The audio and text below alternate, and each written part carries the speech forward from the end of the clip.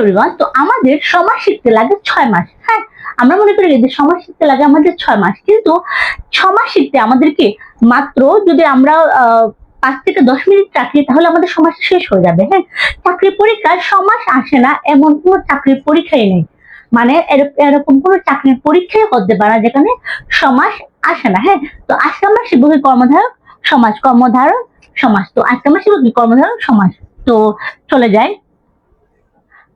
তো উপমান কর্মধারক, উপমান কর্মধারক সমাস। তো কি যে উপমান কর্মধারক সমাজ কিভাবে মনে রাখবো? যদি সম্ভব হয়, মানে অসম্ভব না, এটা সম্ভব হবে, এই কাজটা করা সম্ভব হবে। উপমান কর্মধারক কি যে এই কাজটা করা সম্ভব হবে। উপমান কর্মধারক কি যে এই কাজটা করা সম্ভব হবে, এই কাজটা করা সম্ভব হবে। ওকে, তো এখানে দেখি যে এই কাজটা করা সম্ভব হবে। আমি কি বলছিলাম যে রক্ত লাল, রক্তর নায়ের লাল, রক্তের নায়ের লাল। আচ্ছা, এটা তো সম্ভব বুঝতে, তাই না? রক্ত লাল, রক্তের নায়ের লাল, এটা তো হতে পারে। একটা জিনিস রক্তের নায়ের লাল, রক্ত লাল, ধরুন আমরা একটা লাল জামা নিলাম। হ্যাঁ, লালটা করলাম কি যে জামাটা কিন্তু সম্ভব। হ্যাঁ, রক্তের নায়ের লাল এরকম কিন্তু জামা হয়, ঠিক আছে? রক্ত লাল, যে এই জামাটা কি রক্তের নায়ের লাল, রক্ত লাল, এটা কিন্তু সম্ভব বস্তু। হ্যাঁ, এই কাজটা কিন্তু সম্ভব হয়, ঠিক আছে? এটা হচ্ছে কি উপমান কর্মধারক, এটা কি উপমান। ওকে, এখন উপমিত, উপমিত অসম্ভব হবে এমন বস্তু।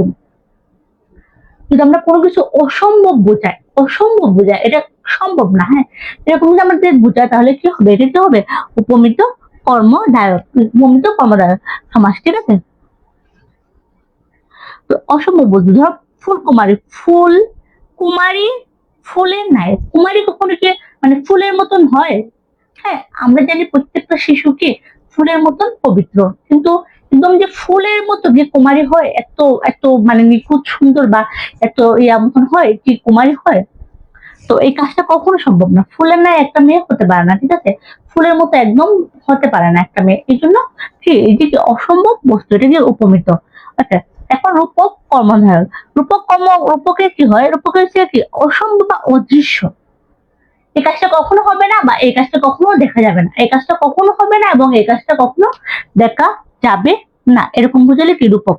ওকে, তো বিষাদ সিন্ধু, বিষাদ রূপ সিন্ধু, বিষাদ রূপ সিন্ধু, এটাকে বলা হয় বিষাদ সিন্ধু, এটা কি রূপক কমন। এখন আরো দুইটা হচ্ছে কি সাধারণ কমনদার এবং কি মধ্যপদবী, ঠিক আছে? তো এখান থেকে চাকরি পরীক্ষার বেশি একটা প্রশ্ন আসে না বললেই চলে। বাট এই তিনটা থেকে কি চাকরি পরীক্ষাতে খুবই বেশি প্রশ্ন আসে, তাই তোমাদেরকে এই তিনটা জাস্ট বুঝিয়ে দিলাম। তো এখন দেখবো বহুব্রীহি সমাস, বহুব্রীহি সমাস।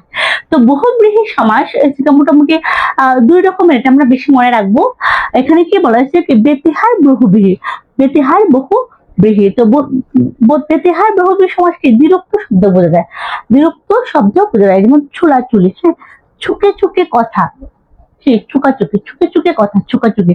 সংখ্যাবাচক বহুব্রীহি, সংখ্যাবাচক বহুব্রীহি, ঠিক আছে? তো বহুব্রীহি সমাজে কি কি চৌচালা, চৌচালা সংখ্যাবাচক বহুব্রীহি। চৌচালা কি মানে ঘরটা বোঝায়। হ্যাঁ, চৌচালাটা কি বোঝায়? ঘরটা বোঝায়। হ্যাঁ, এগুলো ছিল বহুব্রীহি সমাসের বেস্ট উদাহরণ।